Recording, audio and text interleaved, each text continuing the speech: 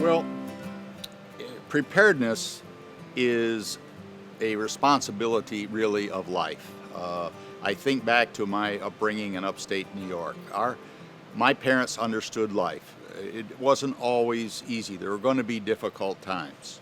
And our cellar was full of mom's canning and cooking and those kind of things. So for us, for me, the preparedness is a normal lifestyle, part of normal living, that difficult days will come.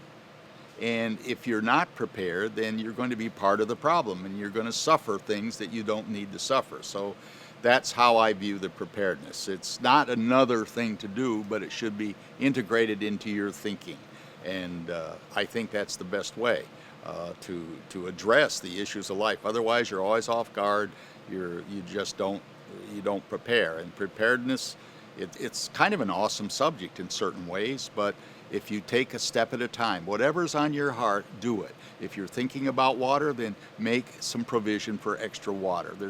There's scores of ways to do it, and you can think through your options there. They have something out there now that has a 30-year shelf life, 50-year shelf lives that are claimed, and many of those come back from our civil defense days after World War II.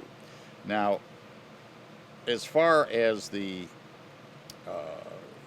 who is and isn't responsible, we've touched a little bit on that. I think everyone is responsible for those that are responsible for, whether it's personal or whether it's a family, whether it's a business family, a church family, whatever it is. If you have responsibility for it, then you should take a look and prepare. The purpose of that question that we've talked about here is that don't depend on our government to come and bail us out. We have that mentality in our country, and we want to support our government, but we don't want to depend on the government coming and being the knight in shining armor. It's just not going to happen. There's not that many people out there. So not only having the logistics and the supplies, but have some of these skills and equipment and training that people need to be first responders. There's some excellent things out there. I think of CERT, C-E-R-T, Community Emergency Response Team. Getting equipped in that area would be very valuable. They don't usually cost very much. Getting training in light search and rescue is included in that.